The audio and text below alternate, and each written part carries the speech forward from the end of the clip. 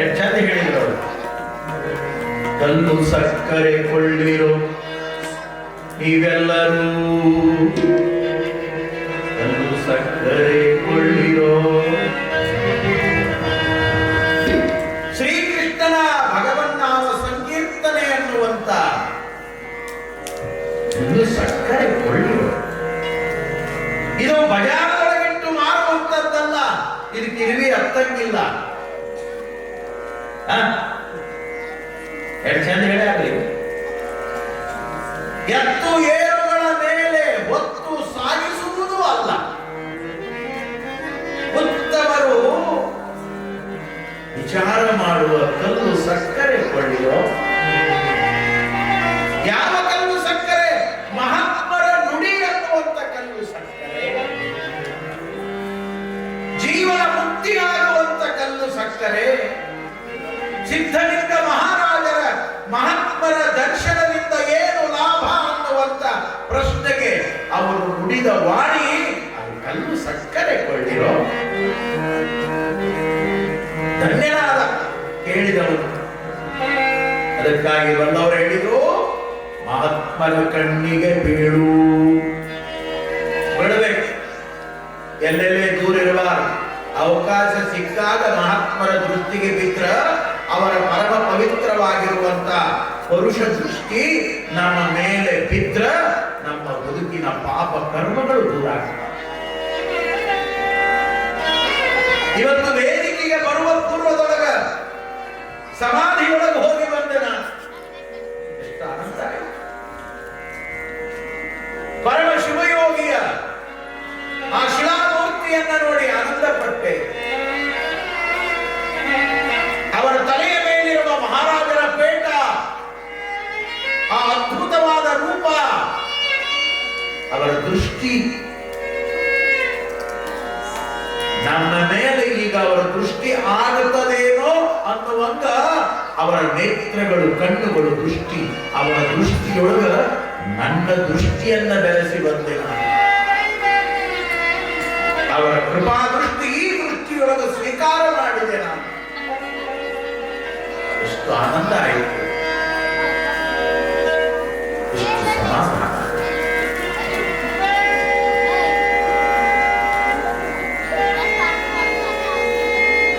ಮಹಾತ್ಮರ ಹಂಗಿರ್ತಾರೆ. ಅವರ ದೃಷ್ಟಿ ಬಿಡಬೇಕು. ಬದುಕು ಒಂದು ಕ್ಷಣ ಮುಕ್ತಿಯನ್ನು ಹೊಂದುತ್ತದೆ, ಆನಂದವನ್ನು ಹೊಂದುತ್ತದೆ. ಅದಕ್ಕೆ ನಾ ಹೇಳಿದೆ, ಲೌಕಿಕ ಅಳಿದು ಹೋಗುವ ಸಂಪತ್ತಿಗಿಂತ ಬದುಕೇ ಬಂಗಾರ ಆಗುವಂತ ಕೃಪಾ ಮಾಡ್ತಾರೆ ಮಹಾತ್ಮರು. ಅದಕ್ಕಾಗಿ ಅವರ ದೃಷ್ಟಿಗೆ ಬೀಳು. ಬದುಕಿನೊಳಗೆ ಒಂದಿಷ್ಟು ಭೋಗದ ಸಿರಿ ಸಂಪತ್ತು ಸಿಗಬೇಕು ಅಂದ್ರೆ ದೊಡ್ಡವರ ಬೆನ್ನಿಗೆ ಬೀಳು. ಅವ್ರು ಏನಾದ್ರೂ ಜೀವನಕ್ಕೆ ಒಂದು ದಾರಿ ತೋರಿಸ್ತಾರ, ಉದ್ಯೋಗ ಕೊಡ್ತಾರ, ನಿನ್ನ ಪ್ರಾಪಂಚಿಕ ಉಪಜೀವನ ನಡೆಯುವಂಗ ದೊಡ್ಡವರು ಅಂದ್ರೆ ದೊಡ್ಡ ಗುಣ ಇದ್ದವ್ರು. ನಾ ಹೇಳೋದು ಬರೇ ಮನಿ ದೊಡ್ಡದ, ಸಾವುಕಾರಿಕೆ ದೊಡ್ಡದ ಹಿಂಗಲ್ಲ. ಗುಣ ದೊಡ್ಡದಿದ್ದವರು ದೊಡ್ಡವರು ಅಂತವ್ರಿಂದ ಬೆನ್ನ ಹತ್ತಿದ್ರೆ ನಾವು ದೊಡ್ಡವರಾಗ್ತೀವಿ, ನಮ್ಮನ್ನು ದೊಡ್ಡವರು ಮಾಡ್ತಾರೆ. ಯಾಕಂದ್ರೆ ಅವರ ಬಳಿಯಲ್ಲಿ ಸಣ್ಣತನ ಇರಂಗಿಲ್ಲ. ಸಣ್ಣತನ ಇರುವಂತ ಸಿರಿವಂತನ ಬೆನ್ನು ಸಾಯೋತನ ಹತ್ತಿದ್ರು ಕೂಡ ಅವ ಎಂದೂ ನಮ್ಮನ್ನು ಉದ್ಧಾರ ಮಾಡೋದು. ನೋಡ್ತೀರಲ್ಲ, ಜಗತ್ತಿನೊಳಗ ರಾಜಕೀಯ ನಾಯಕರು ತಮ್ಮ ಮಕ್ಕಳು ಮರಿ ಮೊಮ್ಮಕ್ಕಳನ್ನ MLA MP ಮಿನಿಸ್ಟರ್ ಮಾಡ್ತಾರೆ. ಅವರಿಂದ ಸಾಮಾನ್ಯ ಕಾರ್ಯಕರ್ತರು ಎಷ್ಟು ಜನ ಓಡಾಡ್ತಾರ. ಅವು ಓಡಾಡಿ ಸತ್ತು ಹೋಗ್ತಾವ. ಅವು ಸತ್ತಾಗ ಮಣ್ಣಿಗೆ ಸಹಿತ ಬರಲ್ಲ ಆ ಮಕ್ಕಳು. ಅದಕ್ಕೆ ನಾನು ನಮ್ಮ ವಯಸ್ಸಿನ ಹುಡುಗರಿಗೆ ಹಳ್ಳ್ಯಾಗ ಈ ರಾಜಕೀಯ ಹುಚ್ಚಿಟ್ಕೊಂಡು ಬದುಕಬೇಡ್ರು ಯಪ್ಪ, ಮನೆಯಾಗಿದ್ದ ತಂದೆ ತಾಯಿಯನ್ನು ಗೌರವಿಸಿ ಒಳ್ಳೆ ಕೆಲಸ ಮಾಡಿ ದೊಡ್ಡವರು ಮಹಾತ್ಮರಿಂದ ಬೆನ್ನತ್ರಿ. ಕೊನೆಗೆ ನಿಮ್ಮ ಮನೆಯಾಗಿದ್ದ ಆಕಳ ಎಮ್ಮಿ ಏನದಾವ ಅವ್ನು ಹೊಡ್ಕೊಂಡು ಅದರಿಂದ ಬೆನ್ನತ್ತಿದ್ರು ಹೊತ್ತು ಮುಡ್ಗೋತನ ಅಡ್ಡಾಡಿದ್ರೆ 4 ಪುಟ್ಟಿ ಹೆಂಡಿ ಕೊಡ್ತಾವ, 4 ತಮ್ಮಿಗೆ ಹಾಲಾರ ಕೊಡ್ತಾವ. 10 ವರ್ಷ ಆಯ್ತು ಅವರಿಂದ ಬೆನ್ನತ್ತಿ. ಏನ್ ಸಿಕ್ಕದ? ಹೊತ್ತು ಮುಳುಗಿ ನಿಮ್ಮ ಬದುಕು ನಿಮ್ಮ ಜೀವನ ಕೆಡುವಂತ ಒಂದು ಕ್ವಾರ್ಟರ್ ಬಾಟ್ಲಿ ಸಿಗ್ತದ. ಅಟ್ಟ ಇದ ನಡೆದದಲ್ಲ ರಾಜಕೀಯ ಅನ್ನೋರಿಗೆ ಇವತ್ತು. ಏನ್ ನಡೆದದ ಹೇಳಿ? 8 ಮಂದಿ ಉದ್ಧಾರ ಮಾಡೋದಾರ, ತಮ್ಮ ಮನೆತನ, ತಮ್ಮ ಮಕ್ಕಳು, ತಮ್ಮ ಮರಿ ಅವರೇ ಆಗಬೇಕು. ಕಿವು ಹಚ್ಚಾರ ಹಂಗ, ಇವ್ರಾದ್ಮೇಲೆ ಅವ್ರು, ಅವ್ರಾದ್ಮೇಲೆ ಅವ್ರು, ಮತ್ತೆ ಉಳಿದವ್ರು ಏನಾಗಬೇಕು? ಅವರದೇ ಒಂದು ಜಾತಿ ಆಗ್ಯದ, ರಾಜಕೀಯ ಜಾತಿ, ರಾಜಕೀಯ ವಂಶ. ಅದಕ್ಕ ದೊಡ್ಡವರು ಅಂದ್ರೆ ಗುಣದಿಂದ, ಭಾವದಿಂದ, ಹೃದಯದಿಂದ ದೊಡ್ಡವರಾದವರು ಬೆನ್ನ ಹತ್ತಿದ್ರೆ ಅವರು ಬೆನ್ನಿಗೆ ಬಿದ್ದು ಉದ್ಧಾರ ಆಗ್ತೀವಿ. ಕೊನೆಗೊಂದು ಮಾತನ್ನ ಹೇಳಿದ್ರು, ದುಷ್ಟರನ್ನ ಕಂಡ್ರ ದೂರಿರು, ಎಂದೂ ನಿನ್ನನ್ನು ಉದ್ಧಾರ ಮಾಡೋದಿಲ್ಲ, ಚಂದಿದ್ದ ನಿನ್ನ ಬದುಕನ್ನೇ ನರಕ ಮಾಡುತ್ತಾರ. ಅದಕ್ಕಾಗಿ ಪುರಾಣ ಪ್ರವಚನಗಳನ್ನ ಯಾಕೆ ಕೇಳಬೇಕು, ಮಹಾತ್ಮರ ಕಣ್ಣಿಗೆ ಯಾಕೆ ಬೀಳಬೇಕು ಅಂದ್ರ ನಮ್ಮ ಸಾಂಸಾರಿಕ ಜೀವನದ ತಾಪತ್ರಯಗಳು, ದುಃಖಗಳು ದೂರ ಆಗುತ್ತಾವ.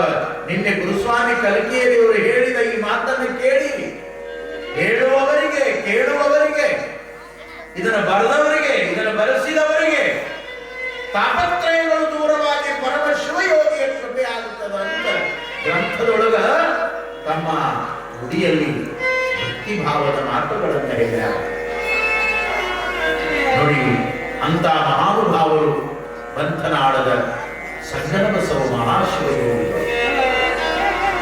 ಅಂತ ಮಹಾಮಹಿಮರ ಚರಿತ್ರೆಯನ್ನ ಬಹಳ ಸುಂದರವಾಗಿ ಆರಂಭ ಮಾಡುತ್ತಾರೆ.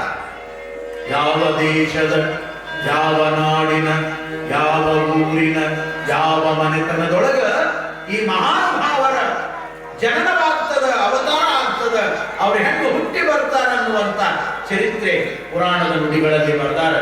ಆ 2 ನುಡಿಗಳನ್ನು ಓದಿ ನಾವು ಇವತ್ತು ಭಕ್ತಿಯಿಂದ ಜನನದ ಪ್ರಸಂಗವನ್ನ ಭಕ್ತಿಯಿಂದ ಕೇಳೋಣ.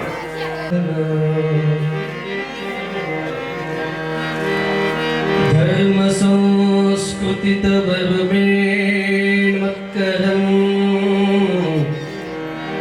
ಸನ್ನಡೆ ವಂದ್ಯ ಶಿಷ್ಟಾಚಾರಯುಕ್ತದ ಭೂಮಿ ಭಾರತ ಸೀಮಿ ನಿಸ್ಸೀಮಿ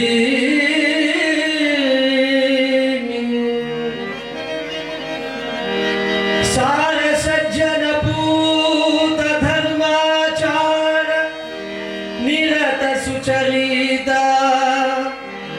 ಮಹಿಮಾಗಾರರ ಗಣಿತ ಮೆರೆದ ಭಾರತ ದೇಶ ನುತಕೋಶ,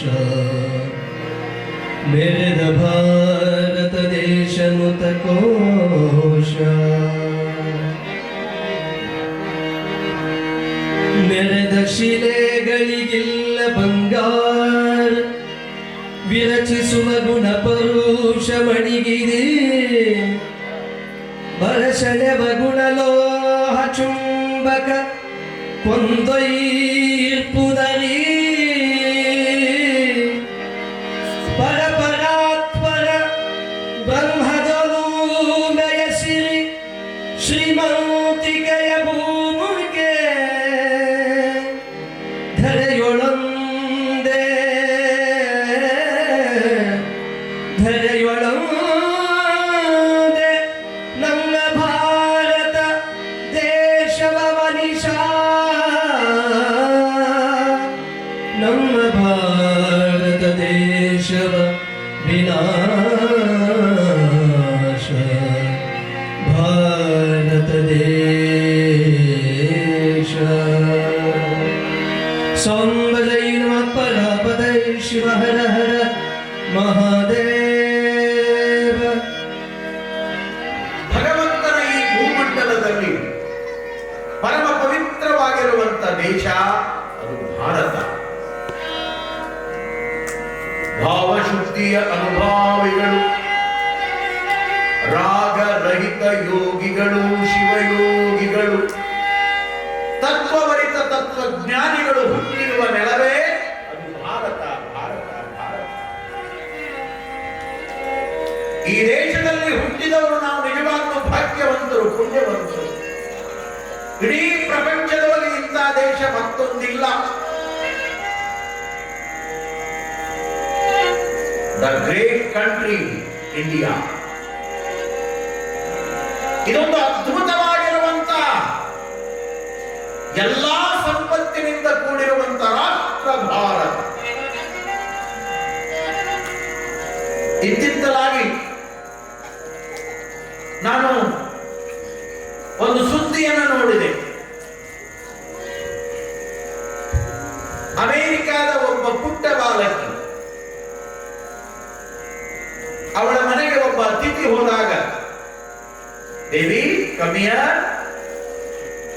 ಆ ಮಗುವನ್ನು ಕರೆದು ವಾಟ್ ಇಸ್ ಯುವರ್ ನೇಮ್, ನಿನ್ನ ಹೆಸರೇನು ಅಂತ ಕೇಳಿದಾಗ ಆ ಮಗು ಹೇಳ್ತದೆ, my name is India, my name is India. ಇದು ನಡೆದ ಘಟನೆ, ಕಥೆಯಲ್ಲ, ಪ್ರೆಸೆಂಟ್. ಕಳೆದ ಒಂದೂವರೆ ತಿಂಗಳ ಹಿಂದೆ ನಾನು ನೋಡಿದ ಸಂದರ್ಭ ನಿಮ್ಮ ಮುಂದೆ ಹೇಳ್ತಾ ಇದ್ದೀನಿ. ಬಹಳ ದೊಡ್ಡ ಸುದ್ದಿ ಆಯಿತು. ಅವನಿಗೆ ಆಶ್ಚರ್ಯ ಆಯಿತು. ಅವಾಗ ಆ ಮಗುವಿನ ತಾಯಿ ಬರ್ತಾಳೆ. ಆ ತಾಯಿಯನ್ನು ಈ ವ್ಯಕ್ತಿ ಕೇಳ್ತಾನೆ, ಏನು ನಿಮ್ಮ ಬೇಬಿಗೆ, ನಿಮ್ಮ ಮಗುವಿಗೆ ಇಂಡಿಯಾ ಅಂತ ಹೆಸರಿಟ್ಟಿದೆಯಲ್ಲ, ಯಾಕೆ, ವಾಯ್? ಆವಾಗ ಆ ತಾಯಿ ಹೇಳ್ತಾಳೆ, India is a spiritual country. India is a spiritual country. ಅದು ಆಧ್ಯಾತ್ಮದ ಸಂಪತ್ತಿನಿಂದ ಕೂಡಿರುವಂತ ರಾಷ್ಟ್ರ. ಅಲ್ಲಿ ದೊಡ್ಡ ದೊಡ್ಡ ಸತ್ಪುರುಷರು, ಮಹಾತ್ಮರು, ತಪಸ್ವಿಗಳು, ಯೋಗಿಗಳು, ಸಿದ್ಧ ಪುರುಷರು, ಜ್ಞಾನಿಗಳು, ವಿಜ್ಞಾನಿಗಳು, ಸುಜ್ಞಾನಿಗಳು, ರಾಷ್ಟ್ರ ಭಕ್ತರು ಹುಟ್ಟಿರುವಂತ ಅದ್ಭುತವಾದ ಕಂಟ್ರಿ. ಅದಕ್ಕಾಗಿ ನನ್ನ ಮಗುವಿಗೆ ನಾನು ಇಂಡಿಯಾ ಅಂತ ಹೆಸರಿಸಿದ್ದೇನೆ. ನನ್ನ ಮಗಳು ಕೂಡ ಆ ದೇಶದ ಕೀರ್ತಿಯನ್ನ ಬೆಳೆಸುವಂತ ಒಬ್ಬ ಸತ್ಪ್ರಜೆಯಾಗಲಿ. ನಾವು ಇಂಡಿಯಾದಾಗಿದ್ದವರು ಸಹಿತ ಇಟ್ಟಿಲ್ಲ, ನಾವು ಇಡೋದೇ ಬೇರೆ. ವಯಸ್ಸಾದ ಅಜ್ಜ ಅಜ್ಜಿಗಳಿಗೆ ಸಹಿತ ಕರೆಯಾಕ ಬರಬಾರ್ದು ಅಂತಂದ ಹೆಸರಾಗುತ್ತೆ ನಮ್ಮ ಮಂದಿ. ನಾಳೆ ತೊಟ್ಲಾಗ ಹೇಳ್ತೀನಿ ಅದನ್ನೆಲ್ಲ, ಏನ್ ಇಡಬೇಕು, ಏನ್ ಇಡಬಾರ್ದು, ಯಾಕೆ ಇಡಬೇಕು, ಯಾಕೆ ಬಿಡಬೇಕು. ಸುಮಾರು ನಾಳೆ ಹೇಳ್ತೀನಿ. ಅಭಿಮಾನ ಅನಿಸ್ತದ ನಮಗ. ವಿದೇಶದವರು ಈ ದೇಶದ ಬಗ್ಗೆ ಎಂತ ಗೌರವದ ಭಾವನೆ ಇಟ್ಕೊಂಡಾರಲ್ಲ. ಅದಕ್ಕಾಗಿ ಈ ಭೂಮಂಡಲದಲ್ಲಿ ಭಾರತ ರಾಷ್ಟ್ರ, ಭಾರತ ದೇಶ ಇದು ಭಕ್ತಿಯ ದೇಶ. ಭಾರತ ಅಂದ್ರೆ ಭಕ್ತಿ, ಭಾರತ ಅಂದ್ರೆ ಧರ್ಮ, ಭಾರತ ಅಂದ್ರೆ ಸಂಸ್ಕೃತಿ, ಭಾರತ ಅಂದ್ರೆ ಸಂಸ್ಕಾರ, ಭಾರತ ಅಂದ್ರೆ ಸುಜ್ಞಾನ, ಭಾರತ ಅಂದ್ರೆ ಆಧ್ಯಾತ್ಮ, ಭಾರತ ಅಂದ್ರೆ ಭಾವೈಕ್ಯತೆ, ಭಾರತ ಅಂದ್ರೆ ಸೌಹಾರ್ದತೆ, ಭಾರತ ಅಂದ್ರೆ ಸ್ವಾತಂತ್ರ್ಯ. ಇದು ನಮ್ಮ ಹೆಮ್ಮೆಯ ಭಾರತ. ಇದರ ಬಗ್ಗೆನೇ 3 ದಿನ ಹೇಳಬಹುದು, ಆದ್ರೆ ಸಮಯ ಕಡಿಮೆ. ಮತ್ತೆ ಪ್ರಸಂಗ ಬಂದಾಗ ಹೇಳ್ತೀವಿ. ಇಂಥ ಹೆಮ್ಮೆಯ ಭಾರತದೊಳಗ ಒಂದು ಅಪರೂಪದ ನಾಡು, ಅದು ನಾವು ನೀವು ವಾಸವಾಗಿರುವಂತ ಸಿರಿನಾಡು, ಶ್ರೀಗಂಧದ ಬೀಡು, ಶರಣರಿಗೆ, ಸಂತರಿಗೆ, ಮಹಾತ್ಮರಿಗೆ ಅವಕಾಶವನ್ನ ಕೊಟ್ಟಂತ ನಾಡು. ಅದು ಕರುನಾಡು, ನಮ್ಮ ಕನ್ನಡ ನಾಡು. ಕವಿಯೊಬ್ಬ ಬರೀತಾನೆ, ಕನ್ನಡ ನಾಡಿದು ವೈಭವಾನ್ವಿತಂ. ಕನ್ನಡ ನಾಡು ಅಂದ್ರ ವೈವಿಧ್ಯತೆಯಿಂದ ಕೂಡಿರುವಂತ ನಾಡು. ಇದು ವೈಭವದ ನಾಡು, ಇದು ಸಿರಿಗಂಧದ ಬೀಡು. ಇಲ್ಲಿಯ ಮಾತೆಲ್ಲವೂ ಕೂಡ ಸವಿಜೇನು. ಇದು ಕೃಷಿಕರ ನಾಡು, ರೈತಾಪಿ ಜನಗಳ ನಾಡು. ಇಲ್ಲಿ ಚಿನ್ನ, ರನ್ನ, ಕನ್ನಡ ನಾಡಿನ ಕಲ್ಲಿಗೂ ಮಣ್ಣಿಗೂ ಬೆಲೆಯುಂಟು. ಇದು ಕಬ್ಬಿಗರುಳಿಸಿದ ನಾಡು ಕರುನಾಡು. ಗೋದಾವರಿಯಿಂದ ಕಾವೇರಿಯವರೆಗೆ ಹಬ್ಬಿದ ನಾಡಿದು ಕರುನಾಡು. ಇದುವೇ ಇಂದಿನ ಕರ್ನಾಟಕ. ಭಾರತ ದೇಶದ ತನುಜಾತೆಯಾಗಿರುವಂತವಳು ಕನ್ನಡ ಮಾತೆ. ಅದಕ್ಕಾಗಿಯೇ ರಾಷ್ಟ್ರಕವಿ ಕುವೆಂಪು ಅವರು ನಮ್ಮ ನಾಡಗೀತೆಯಲ್ಲಿ ಬಹಳ ಸುಂದರವಾಗಿ ಹೇಳುತ್ತಾರೆ, ಜೈ ಭಾರತ ಜನನಿಯ ತನುಜಾತೆ, ಜಯ ಹೇ ಕರ್ನಾಟಕ ಮಾತೆ. ಇಂತಹ ಕನ್ನಡ ನಾಡಿನಲ್ಲಿ ವಿಜಯಪುರ ಜಿಲ್ಲೆ ಅದು ನಿಮ್ಮೆಲ್ಲರ ಜಿಲ್ಲೆ, ನಾವೆಲ್ಲ ಅಭಿಮಾನ ಪಡುವಂತ ಜಿಲ್ಲೆ. ಪಂಚ ನದಿಗಳ ಬೀಡು ವಿಜಯಪುರ ಜಿಲ್ಲೆ. ಬಸವಣ್ಣನವರು 12ನೇ ಶತಮಾನದಲ್ಲಿ ಅವತರಿಸಿದ ಜಿಲ್ಲೆ ಅದು ವಿಜಯಪುರ ಜಿಲ್ಲೆ. ಬಸವಣ್ಣನವರು ಹುಟ್ಟಿದ್ದು ಇಂಗಳೇಶ್ವರ ಬಾಗೇವಾಡಿಯೊಳಗೆ. ಇಂಥ ವಿಜಯಪುರ ಜಿಲ್ಲೆಯ ಬಾಗೇವಾಡಿ ತಾಲೂಕಿನೊಳಗೆ ಇರುವಂತ ಅಪರೂಪದ ಊರು ಅದು ಮಸೂತಿ. ಮಸೂತಿ ಮಸೂತಿ ಎಂಬುವಂತ ಪುರ. ಯಾಕೆ ಮಸೂತಿ? ಮಹಾಸತಿ ಇದ್ದ ಊರು ಅದು ಮಸೂತಿ. ಮಾಸದ ಪುರವೇ ಅದು ಮಸೂತಿ. 12ನೇ ಶತಮಾನದಲ್ಲಿ ಬಸವಣ್ಣನವರ ಜೊತೆಯಲ್ಲಿ ಅನುಭವ ಮಂಟಪದಲ್ಲಿ ಪಾಲ್ಗೊಂಡು ಲಿಂಗ ಲೀಲೆಯನ್ನ ಮಾಡಿರುವಂತ ಮುಸುಡಿ ಚೌಡಯ್ಯ ಹುಟ್ಟಿದ ಊರು ಅದು ಮಸೂತಿ. ಮಸೂತಿ ಅಂತ ಮಸೂತಿಯೊಳಗ ಒಂದು ಜಗದೀಶ್ವರ ಹಿರಿಯ ಮಠ. ಆ ಹಿರಿಯ ಮಠದ ಯಜಮಾನರು ಬರುತಯ್ಯನವರು, ಅವರ ಧರ್ಮಪತ್ನಿ ಗೌರಮಾಂಬೆ, ಗೌರಮ್ಮ. ಊರಿನ ಹಿರಿಯ ಮಠದ ಜಂಗಮಾಮೂರ್ತಿಗಳು. ಜಂಗಮ ಜಗದ್ಭರಿತ.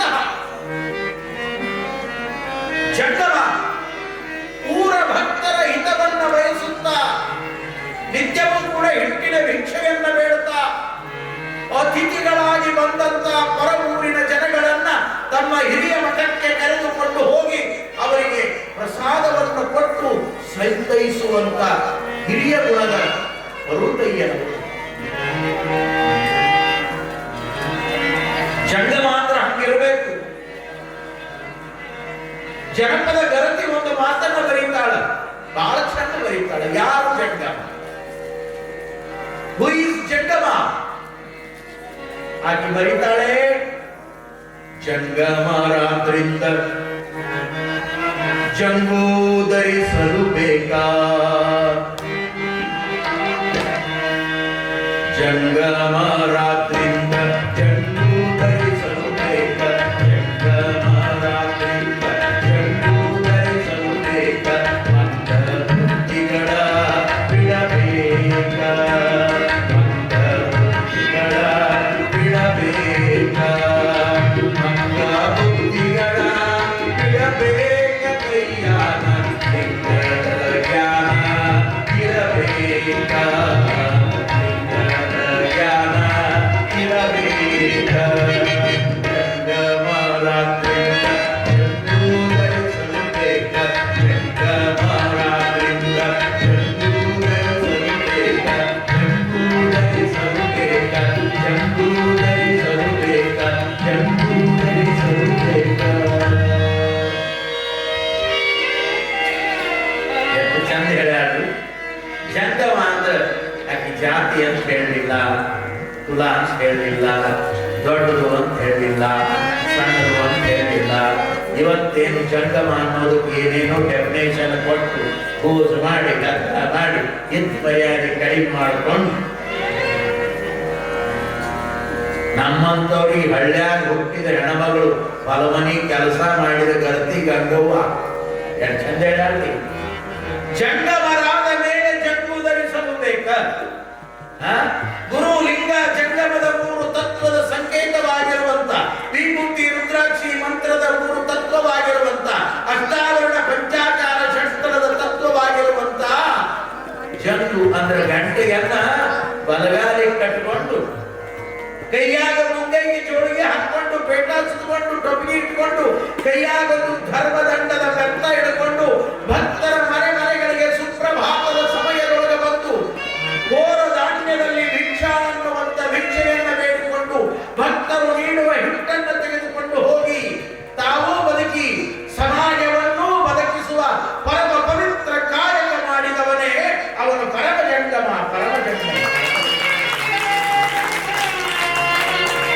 ಇವತ್ತು ಲಿಂಗಾಯತ ಧರ್ಮ ಏನಾದ್ರೂ ಉಳಿದದ ಅಂದ್ರೆ ಅದು ಜಂಗಮರಿಂದ ಉಳಿದದ. ಇದನ್ನು ಚೆನ್ನಾಗಿ ಅರ್ಥ ಮಾಡಬೇಕು. ಅವ್ರ ಮನೆಗೆ ಬಂದು ಲಿಂಗ ಕಟ್ಟ್ಯಾರ, ಸತ್ತಾಗ ಬಂದು ಪಾದ ಇಟ್ಟಾರ, ಹಡದಾಗ ಬಂದು ಕರ್ಣ ಪ್ರಸಾದ ಕೊಟ್ಟಾರ, ವಿಭೂತಿ ಧರಿಸಿಕೊಳ್ಳುವ ಸಂಸ್ಕಾರ ಹೇಳ್ಯಾರ, ಕೊಳ್ಳಾಗ ರುದ್ರಾಕ್ಷಿ ಕಟ್ಟ್ಯಾರ.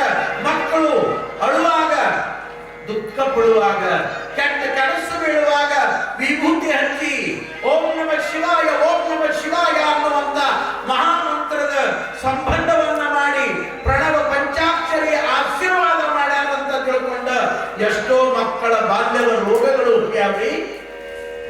ಜಂಗಮನ ಕರ್ತವ್ಯ ಅದು. ಹಿಂದಿನ ಕಾಲದ ಬಹಳ ಬುದ್ಧಿವಂತರು ಓದಿದವರು ಐನವ್ರನ್ನ ಜಂಗಮರನ್ನ ಟೀಕಾ ಮಾಡ್ತಾರೆ. ಅವರಿಗೆ ಗೊತ್ತಿಲ್ಲ ಜಂಗಮದ ಮಹತ್ವ. ಹಿಟ್ಟಿನ ಭಿಕ್ಷಕ್ಕೆ ಬೆಳಗಿನ ಜಾವ ಜಂಗಮ ಭಕ್ತರ ಮನೆಗೆ ಹೋದ್ರೆ, ನಾನು ಚಿಕ್ಕ ವಯಸ್ಸಿನಲ್ಲಿ ಜೋಳಿಗೆ ಹಾಕೊಂಡು ಹಿಟ್ಟಿಗೆ ಹೋದ ಅವಧಿಗೆ ನನಗೆ ಗೊತ್ತದ.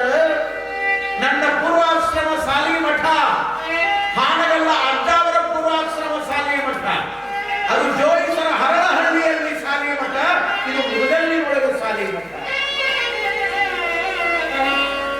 ನಸುಕಿನ 6 ಗಂಟೆಗೆ ಜೋಳಿಗೆ ಹಾಕೊಂಡು 4ನೇ ಎತ್ತೆ 5ನೇ ಎತ್ತೆ 6ನೇ ಎತ್ತೆ ಓದುವಾಗ ದಿನ ನಮ್ಮೂರಿನ 9 ಪೇಟೆಗಳಿಂದ ಕೂಡಿರುವಂತ ಬಹುದೊಡ್ಡ ಊರು ಮುದುಗಲ್ಲು. ಜಾಣರ ಓಣಿ ಬೇರೆ, ಕುಂಬಾರ ಓಣಿ ಬೇರೆ, ಬಣಜಿಗರ ಓಣಿ ಬೇರೆ. ನಮ್ಮ ಊರಿನೊಳಗೆ ಎಲ್ಲಾ ಮನೆಗಳಿಗೆ, ಹಿಂದುಳಿದವರ ಮನೆಗೆ, ಹಾಲು ಮತದವರ ಮನೆಗೆ, ನಾಯಕ ಜನಾಂಗದವರ ಮನೆಗೆ ನಾವೆಲ್ಲ ಹಿಟ್ಟಿಗೆ ಹೋದ್ರೆ ಭಕ್ತಿಯಿಂದ ನಮಸ್ಕಾರ ಮಾಡಿ 2 ಬೊಗಸಿ ತುಂಬ ಹಿಟ್ಟು ತಂದು ಮನೆಯೊಳಗಿರುವ ತಾಯಿಯವರು ನಮ್ಮ ಜೋಳಿಗೆಗೆ ಹಿಟ್ಟು ನೀಡಿ ಹಣೆ ಹಚ್ಚಿ ನಮಸ್ಕಾರ ಮಾಡ್ತಿದ್ರು. 10 ಸೇರು 12 ಸೇರು ಜೋಳಿಗೆ ನನಗೆ ವಚ್ಚಾಗುತ್ತಿತ್ತು. ಅಟ್ಟಿ ಹಿಟ್ಟು ತರ್ತಿದ್ರು ನಾವು. ಅದನ್ನ ನನ್ನ ಪೂಜ್ಯ ತಾಯಿ ಜೋಳದ ಮುದ್ದೆಗಳನ್ನ ಮಾಡಿ ಬಡವರು ಭಕ್ತರು ಬಂದರೆ ನಮ್ಮವ್ವ ದಾಸೋಹ ಮಾಡ್ತಿದ್ರು. ನಮ್ಮ ಕಟ್ಟಿ ಮೇಲೆ ಎಷ್ಟೋ ಜನ ಅನಾಥರು ವಯಸ್ಸಾದವರು ಬಂದು ಉಸಿರಿರುವವರೆಗೆ ಸಾಲಿ ಮಠದ ಕಟ್ಟೆಯ ಮೇಲಿಗೆ ಬದುಕಿ ಸತ್ರ ನಮ್ಮ ತಂದೆ ತಾಯಿಗಳು ಅವರ ಅಂತ್ಯ ಸಂಸ್ಕಾರ ಮಾಡಿದ ನೆನಪುಗಳು ನನಗದಾವ. ಜಂಗಮರ ಸೇವಾ ಪರಮ ಪವಿತ್ರ ಆಗಿರುತ್ತದೆ. ಇವತ್ತು 2 ಕಟ್ಟಾವ. ಭಕ್ತರಲ್ಲಿ ಆ ಭಾವನೆ ಇಲ್ಲ, ಜಂಗಮರಲ್ಲಿ ಸೇವಾ ಭಾವನೆ ಇಲ್ಲ. 2 ತಿಳ್ಕೋಬೇಕಾಗ್ಯದ ಇವತ್ತು. ನೋಡ್ರಿ, ನಾವು ಹೋದ್ರ ಹಿರಿಯರು ತಾಯಿಯಂದ್ರು ಯಜಮಾನರು ಮನೆಯೊಳಗಿದ್ರ ಹೊಸ ದೋತ್ರ ಹೊಸ ಬಟ್ಟೆ ತಂದ್ರ ನಮ್ಮ ಪಾದಕ್ಕೆ ಮುಟ್ಟಿಸಿ ದೋತ್ರ ಉಡ್ತಿದ್ರು. ಇಲ್ಲ ನಮ್ಮ ಹೆಗಲ ಮೇಲೆ ಹಾಕಿ ಯಪ್ಪ ಅಪ್ಪ ಅವರಿಗೆ ಇದನ್ನು 1 ದಿನ ಮುಟ್ಟುಕೊಡ್ರಿ ಅಂತ ಬಟ್ಟೆ ಕೊಟ್ಟು ಕಳಿಸಿದ್ರ ಮಠದ ಜಂಗಮರದು ಮುಟ್ಟು ಕೊಟ್ಟ ಮೇಲೆ ಮರುದಿನ ಗೌರವ ಸೌಕಾರ ಬಟ್ಟೆ ಉಡ್ತಿದ್ರು. ಜಂಗಮಕ್ಕೆ ಅರ್ಪಣವಾಗಬೇಕು, ಜಂಗಮಕ್ಕೆ ಸಮರ್ಪಣವಾಗಬೇಕು ಅನ್ನುವ ಭಾವ ಇತ್ತು. ಅದೊಂದು ಕಾಲ. ಇವತ್ತು ಅದೆಲ್ಲ ಮರೆಯಾಗಿ ಹೋಗಿದೆ. ಅಮಾವಾಸ್ಯೆ ಹುಣ್ಣಿಮೆ ಶ್ರಾವಣ ಬಂದ್ರೆ ಭಿನ್ನ ಹಕ್ಕ ಕರೆದು ಆನಂದ ಪಡುವಂತ ಒಂದು ಕಾಲ ಇತ್ತು. ಈಗ ಉಣಿಸೋರು ಇಲ್ಲ, ಉಣ್ಣೋರು ಇಲ್ಲ. ತಾವ ಬಾಗಿಲು ಹಾಕೊಂಡು ಉಣ್ಣವರ ಬಾಳ ಮಂದಿ ಹುಟ್ಟ್ಯಾರ. ಗರ್ದಿ ಬರ್ದಾಳ, ಎಷ್ಟು ಚಂದ ಬರ್ದಾಳ ನೋಡ್ರಿ. ಮಠಗಳ ಕೆಲಸ, ಸಾಲಿ ಮಠ, ಓದ್ಸೋ ಮಠ. ಅವಾಗ ಸರ್ಕಾರ ಸಾಲಿ ನಡೆಸಿಲ್ಲ, ಊರೊಳಗಿರುವ ಐನವರೇ ಸಾಲಿ ನಡೆಸ. ತಮ್ಮ ಮಠದ ಕಟ್ಟಿ ಮೇಲೆ, ಊರೊಳಗ ಅಗಸಿ ಮುಂದಿರುವ ಕಟ್ಟಿ ಮೇಲೆ ಯಾವುದೋ ಬಸವಣ್ಣ ದೇವರ ಗುಡಿನೋ ಹನುಮಂತ ದೇವರ ಗುಡಿನೋ ಅಲ್ಲಿ ಜಗ ಹಿಡ್ಕೊಂಡು ಅಲ್ಲಿ ಪಾಠ ಅಕ್ಷರ ಜ್ಞಾನ ಮಾಡಿಸ. ಅವಕ್ಕೆ ಓದಿಸೋ ಮಠ ಅಂತ ಕರೆದಾರ, ಸಾಲಿ ಮಠ ಅಂತ ಕರೆದಾರ, ದಾಸೋಹದ ಮಠ ಅಂತ ಕರೆದಾರ, ರುದ್ರಾಕ್ಷಿ ಮಠ ಅಂತ ಕರೆದಾರ, ವಿಭೂತಿ ಮಠ ಅಂತ ಕರೆದಾರ. ಅಷ್ಟೇ ಅಲ್ಲ, ಜಂಗಮರ ಕಾಯಕ ತೆಕ್ಕಿ ಕಾಯಕ ಅಂತ ಮಾಡ್ತಿದ್ರು. ಅವ್ರ ಕಾಯಕ ಏನು ಅಂದ್ರೆ, ಲಿಂಗಾಯತರ ಮನೆಯೊಳಗ, ವೀರಶೈವರ ಮನೆಯೊಳಗ ಮನೆ ಯಜಮಾನ ಹುಡುಗ ಯಾರಾದ್ರೂ ದಾರಿ ಬಿಟ್ಟು ಚಟಕ್ಕೆ ಬಲಿಯಾದ ಅಂದ್ರ ತೆಕ್ಕಿ ಕಾಯಕದ ಐನವರು ಬಂದು ಅವರ ಮನೆಯೊಳಗ ಪಡಸಾಲಿಯೊಳಗಿರುವ ಕಂಬಕ್ಕ ಕೈ ಕಾಲು ಕತ್ತರಿಗಾಲ ಹಾಕೊಂಡು ತೆಕ್ಕಿ ಬಡ್ಕೊಂಡು ನಿಲ್ಲೋದು. ಅದಕ್ಕೆ ತೆಕ್ಕಿ ಕಾಯಕ. ಯಾಕೆ ನಿಂತೀರಿ? ಇಲ್ಲ, ನಿಮ್ಮ ಮನೆಯಾಗ ಒಬ್ಬ ಆಚಾರ ವಿಚಾರ ಬಿಟ್ಟು, ಲಿಂಗ ಬಿಟ್ಟು, ರುದ್ರಾಕ್ಷಿ ಬಿಟ್ಟು, ವಿಭೂತಿ ಬಿಟ್ಟು ಕುಡಿಯೋ ಚಟಕ್ಕೆ ಬಲಿಯಾಗ್ಯಾನ. ಅವ ಬರೇ ಕುಡ್ತ 1 ಇಲ್ಲ. ಈಗ ಬಾಳಾಗ ಮುರೆಂಟಾಗ ಯಾವ್ದು ಬಿಡಿಸೋದು ಹೇಳಿ? ಕಸ ಪಿಚ ತಿಂದು ಪಿಚ ಉಳವ್ ಹೆಚ್ಚಾಗ್ಯಾವ. ಯಾವುದು ಬದುಕು ಕೆಡಿಸ್ತದೆ, ಯಾವುದು ಹೊಲಸು ಮಾಡ್ತದೆ, ಯಾವುದು ನರಕ ಆಗ್ತದೆ, ಅದನ್ನು ತಿನ್ನುವಂತ ವಿಜ್ಞಾನಿಗಳು ಹೆಚ್ಚಾಗ್ಯಾರ ಈ ಸಮಾಜದವರು. ವಿಚಾರ ಮಾಡಿ. ಈಗ ತೆಕ್ಕಿ ಕಾಯಕ ಹಿಡ್ಕೊಂಡು ಇಲ್ಲ ಅವ ದಾರಿ ಬಿಟ್ಟ ಸಂಸಾರ ಬಾಳ್ಯವ ಚಲೋ ಮಾಡಂಗಿಲ್ಲ, ಗಂಡ ಹೆಂಡತಿ ಜಗಳ ಆಡ್ತಾರಂತ, ಚಂದ ಇರ್ಬೇಕು, ಅವ್ರು ಚಂದ ಇರ್ತೀವಿ ಅಂತ ಜಂಗಮರ ಪಾದ ಮುಟ್ಟಿ ನಮಸ್ಕಾರ ಮಾಡಿದ್ರೆ ನಾವು ಇದ್ರ ಕೈ ತಕ್ಕೋತೀವಿ, ಇಲ್ಲ ಅದ್ರ ತೆಗೆಯಂಗೆ. ಮನೆ ಉದ್ಧಾರ ಮಾಡಾಕ ಜಂಗಮರು ತೆಕ್ಕೆ ಕಾಯಕವನ್ನ ಮಾಡಿ ಚಟ ಬಿಡಿಸಿ ಆ ಮನೆತನಕ್ಕೆ ಮಾರ್ಗದರ್ಶನ ಮಾಡಿ ಅವರು ಕೊಟ್ಟಿದ್ದನ್ನು ತಂದು ಬದುಕನ್ನು ಕಳೀತಾ ಇತ್ತು. ಎಂತ ಸಮಾಜ ಕಟ್ಟುವ ಕೆಲಸವನ್ನ ಮಾಡಿ ಆ ಜಂಗಮರು. ಮುಳ್ಳಾಗಿ ಕಾಯಕ ಅಂತ ಮಾಡ್ತಿದ್ರು. ಊರಸಿ ಮುಂದೆ ಬಂದು 500 ಊರವರೆಲ್ಲ ಸೇರಿ ಇಷ್ಟು ಕಾಣಿಕೆ ಕೊಡಬೇಕಂತಿದ್ರು ಅವರು.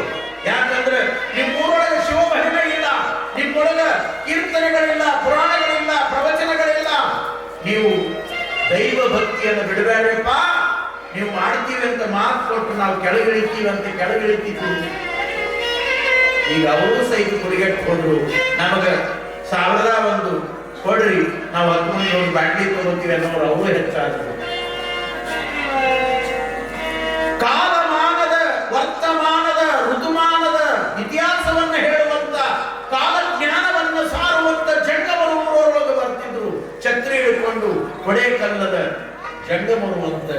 ಮಳೆ ಇಷ್ಟಾಣೆ, ಬೆಳೆ ಇಷ್ಟಾಣೆ, ಹಿಂಗಾಗ್ತದ, ಹಿಂಗ ಹೋಗ್ತದ, ಎಷ್ಟು ಚಂದ ಹೇಳ್ತಿದ್ರಿ. ಎಲ್ಲ ಕಾಯಕಗಳು. ಹಾಗೆ ಜಂಗಮ ರಾತ್ರಿಯಿಂದ ಜಂಗು ಧರಿಸಲೇಬೇಕ, ಕಾಲಿಗೆ ಜಂಗು ಕಟ್ಟಿಕೊಂಡು ಸೇವಾ ಮಾಡಬೇಕು. ಸಮಾಜದಲ್ಲಿ ಮಂಗ ಬುದ್ಧಿಗಳ ಬಿಡಬೇಕು, ಮಂಗ್ಯಾನ ಗುಣ ಇರಬಾರ್ದು ಜಂಗಮನಲ್ಲಿ. ಅದಕ್ಕೆ ಬಹುಶಃ ಆ ಶಬ್ದ ಬಳಕೆ ಆಗಿರಬೇಕು. ಏನೋ ಮಂಗ್ಯ ಐನ್ಯಾರ ಅಂತ ನೋಡಿ ಹೆಲಿಕಾಪ್ಟರ್ ಹೊರತಿರ್ತಾರೆ. ಯಾಕೋ ಕೋತಿ ಬಿಡುತ್ತೀಯಲ್ಲ, ಕೋತಿ ಐನ್ಯಾರ ಅಂತ. ಯಾಕಂದ್ರೆ ಹಂಗ ಕೋತಿ ಮಾಡ್ಯಾವ ಕೆಲವು ಮಂಡ್ಯ ಆಗ್ಯಾವ. ಯಾವನೋ ಒಬ್ಬ ಹೋಗಿತ್ತಂತ ಉಣ್ಣಾಕ ಕರ್ದಾರ. ಪಾಪ ಹೋಗ್ಯಾನ. ಆ ಮನ್ಯಾಗಿದ್ದ ಅವ್ವ ಬಚ್ಚಲ್ದಾಗ ಹೆಂಗ ನೀರು ಹಾಕಕತ್ತಿದ್ಲಂತ ಕೈಯಾಗ. ಮುಖ ತೊಳ್ಕೊಳ್ಳಿ ಅಪ್ಪ ಅವ್ರು ಅಂತ ಹೇಳಿ. ಮಂಗ್ಯ ಮೊದ್ಲ ಹೋತೆ ಐನ್ಯಾರ ಮುಖ ತೊಳ್ಕೋಬೇಕಿ. ಆ ಬಹುಶಾಗಿದ್ದ ನೀರಿಗೆ ಮ್ಯಾಲೆ ಚಿಮ್ ಹೊಡೆದು ಮಳೆ ಬಂತು ಮಲ್ಲಯ್ಯ ಅಂತ ಹುಡುಗಾಟಿ ಮಗನಿಗೆ ಮಳೆ ಬಂತು ಮಲ್ಲಯ್ಯ ಇಂಥ ಮಗೆಗಳದಾವ್ರಿ. ಅದಕ್ಕೆ ಇದನ್ನ ಅಂದಾರ, ಸುಳ್ಸುಣೆ ಅಂದಾರೆ. ಮಳೆ ಬಂತು ಮಲ್ಲಯ್ಯ. ಆಗಿ ಗೊತ್ತಾಯ್ತು ಇದು ಮಂಡ್ಯ ಮಾಡಾಕತ್ತಿದೆ ಯಾಕೆ ಅಂತ ಹೇಳ್ಕೊಂಡು ಏನ್ ಮಾಡಿದ್ರು ಗೊತ್ತೇನೆ? ಅವಾಗೆಲ್ಲ ದೊಡ್ಡ ತಾಮ್ರ ತಂಬಿಗೆ ಇರ್ತಿದ್ವ. ಇದು ಬಗ್ಗೆ ಮುಖ ತೊಳ್ಕೊಳ್ಳುವ ಮುಂದೆ ಆ ತಾಮ್ರ ತಂಬಿಗೆ ತಗೊಂಡು ಬೆನ್ನಾಗ ಬುದ್ಧಿ ಹೇಳಿದ್ಲಂತ ಸಿಡಲು ಬಡಿತೋ ಸಿದ್ದಯ್ಯ.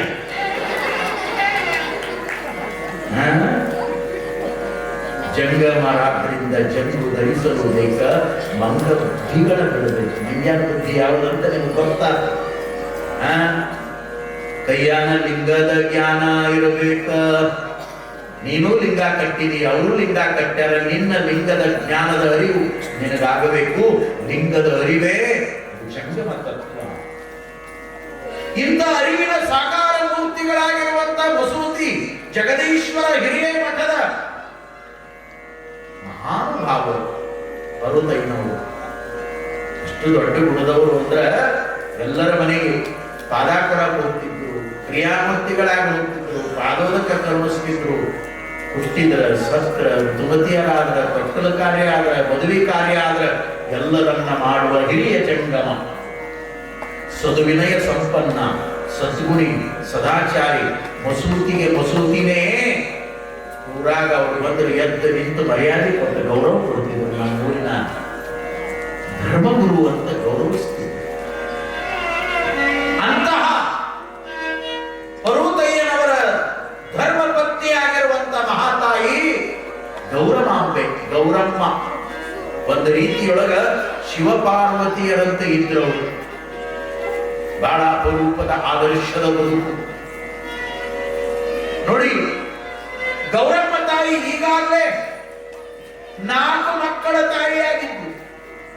4 ಗಂಡೆ ಮಕ್ಕಳಿಲ್ಲ ಮಕ್ಕಳಿಲ್ಲ ಮಕ್ಕಳಿಲ್ಲ ಅನ್ನುವಂಥ ಚಿಂತೆ ಅವರಿಗೇನಿದ್ದಿಲ್ಲ.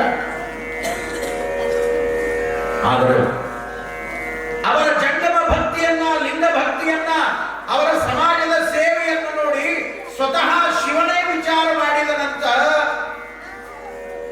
ಈ ತಾಯಿಯ ಪುಣ್ಯ ಗರ್ಭದೊಳಗ 5ನೇ ಮಗುವಾಗಿ ಶಿವನೇ ಸಂಗನ ಬಸವನಾಗಿ, ಸಂಗನ ಬಸವನೇ ಶಿವನಾಗಿ ಅವತಾರವನ್ನು ತಾಳಬೇಕು ಅಂತ ದೇವರ ಸಂಕಲ್ಪ ಮಾಡಿದ್ರು. ಸುಮ್ಮನೆ ಬಂದಿಲ್ಲ ಮಹಾತ್ಮರು ಜಗತ್ತಿಗೆ. ಮಹಾತ್ಮರು ಜಗದ ಕಲ್ಯಾಣಕ್ಕಾಗಿ ಹುಟ್ಟಿ ಬರ್ತಾರೆ. ನಾವು ಸುಮ್ಮ ಹುಟ್ಟಿ ಬಂದೀವಿ, ಅವರು ಒಂದು ವಿಶೇಷವಾದ ಉದ್ದೇಶ ಇಟ್ಟುಕೊಂಡು ಹುಟ್ಟಿದ್ದಾರೆ ನೋಡಿ. ಸತಿಪತಿಗಳು ಒಂದಾಗಿ ಸಂಸಾರದ ಸುಯೋಗದೊಳಗೆ ಬದುಕನ್ನ ಕಳೀತಾ ಇರುವಾಗ ಗೌರಮಾಂಬೆ ಗರ್ಭವನ್ನು ಧರಿಸ್ತಾಳ್ರಿ. ಪ್ರಕೃತಿಯ ನೇಮದಂತೆ ತಿಂಗಳು ಕಳೀತದ, 2 ತಿಂಗಳು ಕಳೀತದ, 3 ತಿಂಗಳು ಕಳೀತದ, 4 ತಿಂಗಳು ಕಳೀತದ, 5 ತಿಂಗಳು ಕಳೀತದ. 5ನೇ ಸಂತಾನ ಇದು, 5ನೇ ಗರ್ಭ. ಹಿಂದಿನವ್ರು ಹಂಗ ಇದ್ರು, ಡಜನ್ಗಟ್ಟಲೆ ಹಡಿತಿದ್ರು. ಈಗಿನ ಮಂದಿರೇ ಹಡಿಯೋಣ ಬ್ಯಾಡ, ಹಡಿಯೋಣ ಬ್ಯಾಡ. ಈಗಿನ ಓದಿರುವಂತೂ ಬಹಳ ವಿಚಿತ್ರದ ಪ್ಲಾನ್ ಮಾಡ್ತಾರಂತ. ಪ್ಲಾನ್ ಹಡಿಯೋದಕ್ಕ ಏನು ಮಾಡಿ ಹುಟ್ಟೆ ಅವ್ರಿಗೆ ಜಗತ್ತಿನಾಗ ಇವರ ಜಗತ್ತು ನಡೆಸೋರದ. ನಡಿ ಬೆಳಿ ಉಣ್ಣೋದು ತಿನ್ನೋದು ಇವರ ಕೊಡೋದಲ್ಲ. ಮತ್ತೆ ಪುಕ್ಕಟ್ಟೆ ಕೈ ಒಡ್ಡೋದು ಬಿಟ್ಟೇ ಇದೆ. 1, 2 ಅಂದ್ರೆ ಬಹಳ. ಅವಾಗ ನಮ್ಮ ತಾಯಿಗಳು ಯಾವ ದವಾಖಾನೆ ಇರಲಿಲ್ಲ, ಆಸ್ಪತ್ರೆ ಇರಲಿಲ್ಲ, ಆಪರೇಷನ್ ಇರಲಿಲ್ಲ, ಟ್ರೀಟ್ಮೆಂಟ್ಸ್ ಇರಲಿಲ್ಲ. ಬಾಲ ಮನೆ ಕೆಲಸ ಮಾಡಿಕೊಂಡು ದುಡಿದು ಹುಟ್ಟಿಗಟ್ಟಲೆ ರೊಟ್ಟಿ ಮಾಡಿ ಹೊತ್ಕೊಂಡು ಹೊಲತನ ಹೋಗಿ ಒಕ್ಕಲತನ ಮಾಡಿ ಎಲ್ಲ ಮಾಡಿ ವರ್ಷಕ್ಕೊಂದು ಮನ್ಯಾಗ ಒಬ್ಬ ಸೂರ್ಗಿತ್ತಿ ಇದ್ರೆ ಸಾಕು, ಮನೆತನ ಆಗೇ ಬಿಡ್ತಿತ್ತು. ಈಗಿನ ಯಾವ ಮನ್ಯಾಗ ಬೆಳೆಯಂಗಿಲ್ಲ ನೋಡಿ, ಸೀದಾ ದವಾಖಾನೆ. ಹಾಗಾಗ್ಯದಲ್ಲ, ನಮ್ಮ ಆರೋಗ್ಯ ಕೆಡಿಸ್ಕೊಂಡೀವಿ, ನಮ್ಮ ಊಟದ ವಿಧಾನ ಕೆಡಿಸ್ಕೊಂಡೀವಿ. ಇದಕ್ಕೆಲ್ಲ ಕಾರಣ ಅದ. ಸುಮ್ಮನೆ ಹೇಳಲ್ಲ ನಾನು. ಹಂಗಿತ್ತು ಕಾಲ, ಡಜನ್ಗಟ್ಟಲೆ ಹಿಡಿತಿದ್ರು. ಎಷ್ಟು ಆರೋಗ್ಯವಾಗಿರ್ತಿದ್ರು. 90 ವರ್ಷ 100 ವರ್ಷಗಟ್ಟಲೆ ಬದುಕ್ತಿದ್ರು. ಬಂಗಾರದಂತ ಬದುಕು ಅವರು ಬದುಕು. ಈಗ 1, 2 ಆಡೋದು ಸ್ವಯಂ ಕಥೆನ ಮುಗಿದ ಶಿವ ಏನ್ರಿ. ನಾನೊಮ್ಮೆ ಬಸ್ಸಿನೊಳಗೆ ಪ್ರಯಾಣ ಮಾಡ್ತಿದ್ದೆ, ಬಹಳ ವರ್ಷಗಳ ಹಿಂದಿನ ಸುದ್ದಿ ಇದು. ನಾವಿನ್ನು ಬಲದೇವರಿದ್ದಾಗ ಬಸ್ಸಿನಲ್ಲಿ ಹೊರಟಾಗ ಒಬ್ಬ ಹೆಣ್ಮಗಳು ಒಂದು 4 ಕರ್ಕೊಂಡಾಳ, ಜೊತೆಗೆ ಒಂದು ಕ್ಯಾರಿ ಅದಾಳ, ಅಂದ್ರೆ ಹೊಟ್ಟೆ ಅದಾಳ. ಬಸ್ನ್ಯಾಗ ಬಂದ್ಗಳಿಗೆ ಎಲ್ಲ ಸೀಟ್ ಫುಲ್ ಆಗ್ಯಾವ. ಅವಾಗ ಪುಕ್ಕಟ್ಟಿ ಇದ್ದಿಲ್ಲ, ಗಂಡಸರ ಕೂತಿದ್ರೆ ಎಲ್ಲ. ಈಗ ಹೆಂಗಸರು ಕೊಡ್ತಾರ, ಗಂಡಸರು ನಿಂದಿರ್ತಾರ, ಉಲ್ಟಾಗ್ಯಾರ. ಅವಾಗ ಇವರ ಕುಂತಿದ್ರು, ಯಾರು ಸೀಟ್ ಕೊಡೋರಿಲ್ಲ ಪಾಪ. 4 ಕೂಸ, 4 ಮಕ್ಕಳ ಹೊಟ್ಟೆ ಆಗೊಂದದ, ತುಂಬ ಗರ್ಭಿಣಿ. ಬಸ್ ಹತ್ಯಾಳ ಬಂದಾಳ. ಮತ್ತೆ ನಾವು ಅಷ್ಟೊತ್ತಿಗೆ ಇಳಕಲ್ಲಪ್ಪ ಅವ್ರ ಬಳಿಗೆ ಹೋಗಿ ದೈವೇ ಧರ್ಮದ ಮೂಲ ಓದಿದ್ವಿ. ಅದು ನಮ್ಮ ತಲೆಯಾಗಿತ್ತದು. ನೋಡಿದ್ಬಿಳೆ ಬಹಳ ತ್ರಾಸ ಅನಿಸ್ತು. ಪಾಪ ಹೊಟ್ಟೆದಾಳ, 4 ಮಕ್ಕಳದಾವ, ಆಕೆ ನಿಂತ್ಕೊಂಡ್ರೆ ಹಂಗಂತ ನಾನ ಎದ್ದೇವ ಬಾರ ತಾಯಿ ಎದ್ದು ಕುಂಬಿಸಿದೆ. ಆಕೆ ಕೂತ್ಕೊಂಡ್ರು. ಇವು ಚಿಣ್ಣೆ ಮಿಣ್ಣೆ ಮಕ್ಕಳಿದ್ವಲ್ಲ, 2 ಈ ಕಡೆ ಆದ 4 ಇದೊಂದು ಹೊಟ್ಟೆಯಾಗ ಈಗ ಅವು ಬಂದೇ ಈಗ ಮಕ್ಕಳು ನಿಂತು. ಅವಾಗ ನಾವೊಂದು ಮಾತು ಹೇಳಿದೆ, ಯವ್ವ ಬರೋದು ಬಂದಿದ್ದಿ, ಮನ್ಯಾಗ ಯಾರ ಇದ್ರೆ ಇದ್ರಾಗ ಒಂದು 2-3 ಬಿಟ್ಟು ಬರ್ಬೇಕಿಲ್ಲ ಯವ್ವ ಅಂದೆ ನಾನು. ಯಪ್ಪ ಮನ್ಯಾಗ ಇನ್ನೂ 6 ಅದ ಬಂದ್ಲ.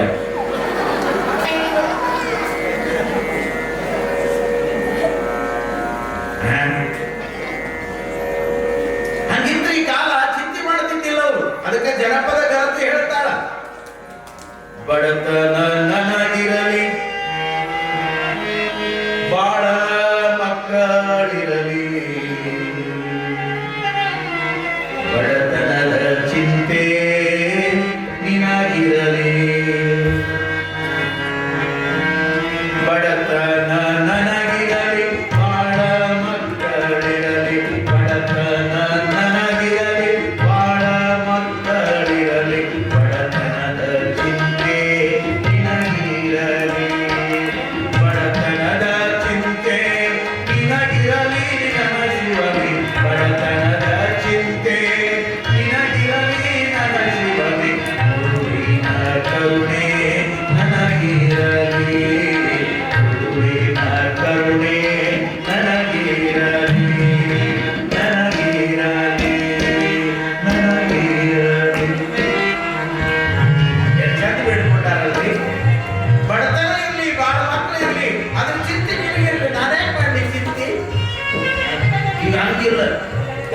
ನಾವು ಹೊತ್ಕೊಂಡು ಕೂತೀವಿ.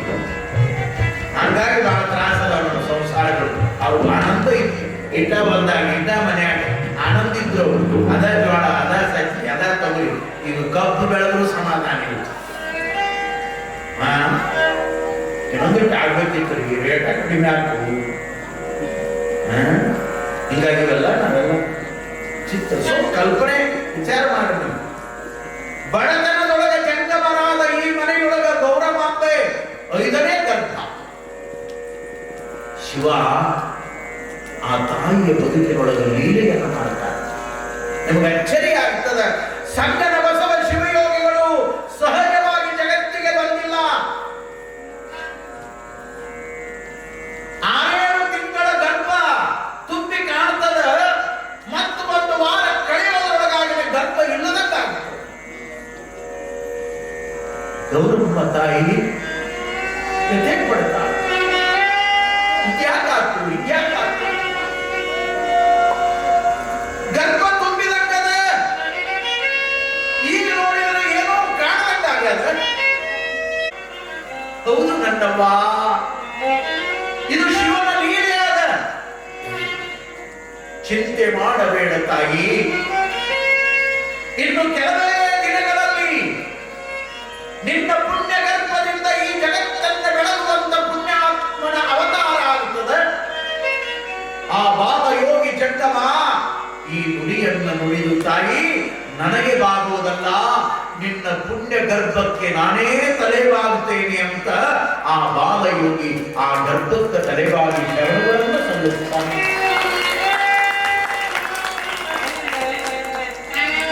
ಗರ್ಭಕ್ಕೆ ನಮಸ್ಕಾರವನ್ನು ಮಾಡಿ ಆ ಬಾಲಯೋಗಿ ಗೌರಮಾಂಬೆಯನ್ನು ನಿಲ್ಲಿಸಿ 3 ಸುತ್ತು ಪ್ರದಕ್ಷಿಣೆಯನ್ನು ಹಾಕ್ತಾನೆ.